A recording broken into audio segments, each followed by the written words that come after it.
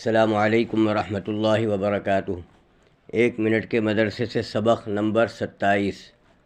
نحمدہ ونصلی علی رسولہ الکریم۔ نمبر 1، ترجمہ اذکار نماز۔ اہدنا، بتلا دیجیے ہم کو، الصراط، راستہ، المستقیم، سیدھا۔ اہدنا الصراط المستقیم، بتلا دیجیے ہم کو سیدھا راستہ۔ نمبر 2، نماز کی سنتیں۔ نمبر 7، رکوع میں کم سے کم 3 بار سبحان ربی العظیم پڑھنا۔ نمبر 8، رکوع سے اٹھتے وقت امام کو سمع اللہ لمن حمدہ اور مقتدی کو صرف ربنا لک الحمد کہنا، اور منفرد کو دونوں کہنا۔ یہاں سجدے کی سنتیں شروع ہوتی ہیں۔ سجدے کی تکبیر کہنا۔ نمبر 1، سجدے کی تکبیر کہنا۔ نمبر 3، بڑے بڑے گناہ جو بغیر توبہ کے معاف نہیں ہوتے، اور ایک گناہ بھی اوپر سے نیچے گرا دینے، یعنی جنت سے جہنم میں لے جانے کے لیے کافی ہے، مگر اللہ تعالیٰ جس پر فضل فرمائے۔ داڑھی مڈانا یا ایک مجھ سے کم پر کتروانا۔ نمبر 26، کافروں و فاسقوں کا لباس پہننا۔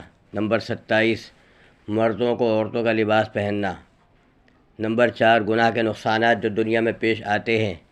نمبر 25، دل کا اطمینان جاتا رہتا ہے، ہر وقت ڈر لگا رہتا ہے کوئی دیکھ نہ لے، کہیں عزت نہ جاتی رہے، کوئی بدلہ نہ لینے لگے وغیرہ، اس سے زندگی تلخ ہو جاتی ہے۔ نمبر 26، گناہ کرتے کرتے وہی گناہ دل میں بس جاتا ہے، یہاں تک کہ مرتے وقت کلمہ تک منہ سے نہیں نکلتا، بلکہ زندگی میں جو افعال کرتا تھا وہی سرزد ہوتے ہیں۔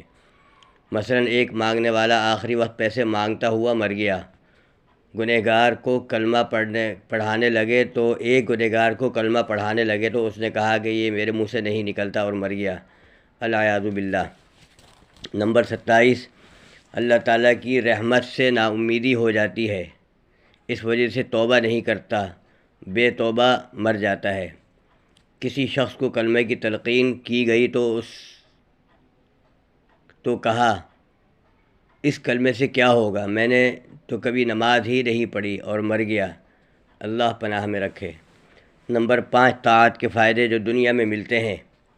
نمبر 25، بعض دعا ایسی ہے کہ مخلوق کے ہر شر سے محفوظ رکھتی ہے، جیسے سورہ اخلاص، سورہ فلق، سورہ ناس، صبح شام 3 بار پڑھنے سے ہر شر سے حفاظت کا حدیث پاک میں وعدہ ہے۔